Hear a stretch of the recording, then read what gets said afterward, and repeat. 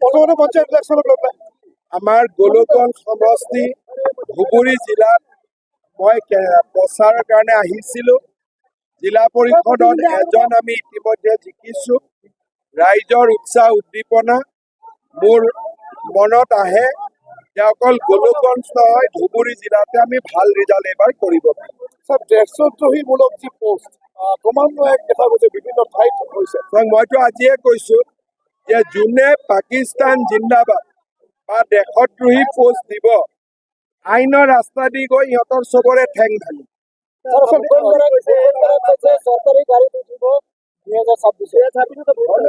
আহিলে BJP join কৰিলেতো পাৰিবই চৰকাৰী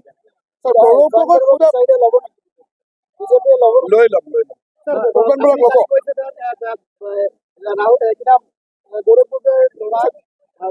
নহয়, মই 100% কৈছোঁ, গেৰেণ্টি দি কৈছোঁ। গৌৰৱ গগৈলে আপুনি যিখিনি প্ৰশ্ন কৰিছে তাৰ উত্তৰ পাইছে নেকি? উত্তৰটো পোৱা নাই, পিছত পুলিচে মাতি উত্তৰ লৈ ল'ব। পুলিচে ল'ব স্যাৰ। সাক্ষীটো ল'বই লাগিব, কাৰণ এইটো এটা পাকিস্তানৰ নাগৰিকৰ বিৰুদ্ধে কেছ। সেইটো তদন্ত কৰোঁতে কথাবোৰ ওলাইছে। গৌৰৱ গগৈ ল'ৰাও ভাৰতীয় নহয়, ছোৱালীও ভাৰতীয় নহয়, মোৰ হাতত পাক্কা প্ৰমাণ আছে। আৰু ল'ৰা ছোৱালীকেইটাই নিজেও নাজানে যে আমি ভাৰতীয় নহয়। দেউতাক মাকে কৰি থৈ দিছে কামটো। পাকিস্তানত যোৱাটো আৰু থকাটো কিমান 100%। ইয়াৰ এভিডেন্স মোৰ হাতত এভিডেন্স আছে।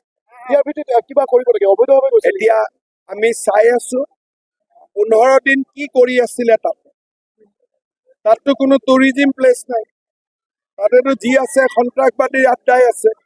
এতিয়া আমি চেষ্টা কৰি আছো যে 15 দিন কি কৰিছিলে, যোৱাটোতো 100% দেশ বিৰোধী কিবা কাৰ্যকলাপত জড়িত আছে বুলি তাতেতো দেশ প্ৰেমৰ কোনো কামেই নহয়। পাকিস্তানত দেশ ভাৰত প্ৰেমৰ কিবা কাম হ'ব নেকি? পাকিস্তান হামলাৰ পিছতে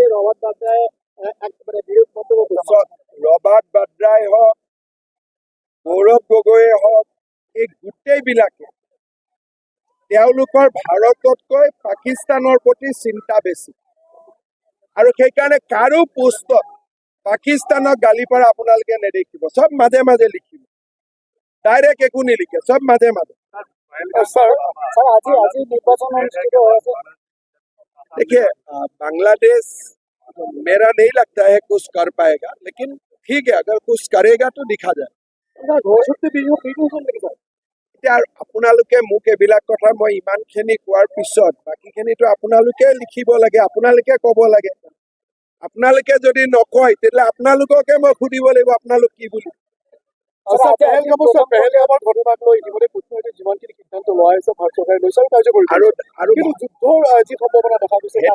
ক'ব নোৱাৰো, কিন্তু মোদী ডাঙৰীয়াই যি কৰিব লাগে নিশ্চয় কৰিব। যিকোনো খবৰৰ বাবে যোগাযোগ কৰক 7099017330 লগতে 7099017110 নম্বৰত।